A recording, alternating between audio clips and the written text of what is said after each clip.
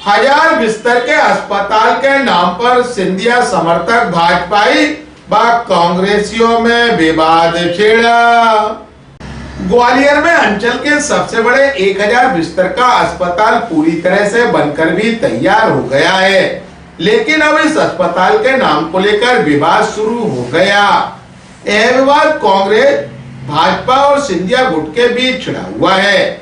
यही कारण है कि इस अस्पताल के नामकरण को लेकर भाजपा और कांग्रेस आमने सामने है। सिंधिया समर्थक चाहते हैं अस्पताल का नाम ज्योतिरादित्य सिंधिया के स्वर्गीय पिता माधवराव सिंधिया के नाम पर रखा जाए, तो वही भाजपा चाहती है कि इस अस्पताल का नाम श्यामा प्रसाद मुखर्जी के नाम पर रखा जाए।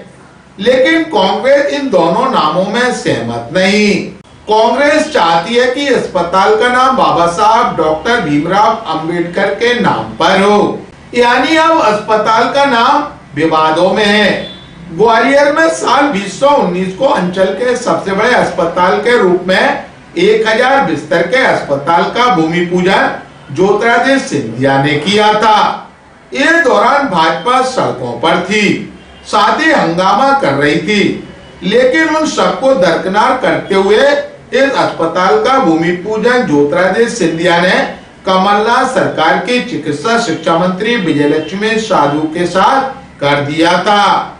उस समय सिंधिया समर्थक विधायकों और मंत्रियों ने इस अस्पताल का नाम माधवराव सिंधिया के नाम से रखने की मांग की थी, लेकिन उसके बाद केंद्रीय मंत्री ज्योतिरादित्य सिंधिया भाजपा में शामिल हो गए थे। उसके बाद इस अस्पताल का नामकरण ठंडे बस्ते में चला गया। अब जब यह 1000 बिस्तर का अस्पताल बनकर शुरू हो चुका है, लेकिन अभी तक इसका नामकरण नहीं हो पाया।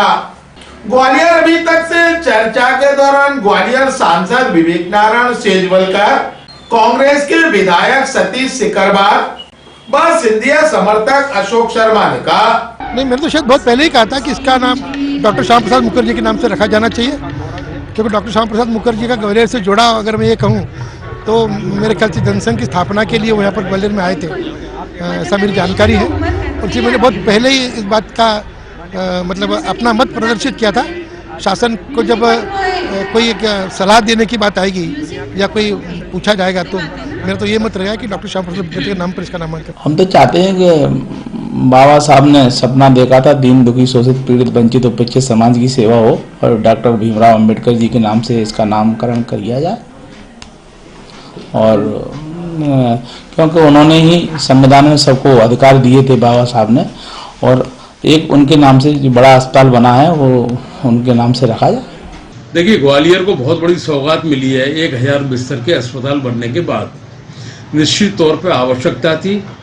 ग्वालियर नहीं है, अपितु पूरा ग्वालियर चंबल संभाग है, और उसके साथ में टीकमगढ़, निवाड़ी, ओरछा, राजस्थान के तमाम सारे क्षेत्र, उत्तर प्रदेश के इटावा, आगरा तक के यहाँ रोगी आते हैं, और एक अस्पताल के रूप में मुख्यालय बतौर ग्वालियर को जाना जाता रहा है। ग्वालियर को में जया रोग अस्पताल सालों पुराना है, और सिंधिया राजवंश के द्वारा आम आदमी को आराम मिले, रोगियों को इलाज हो, इस बात को लेके उनने स्थापना की थी अस्पताल की।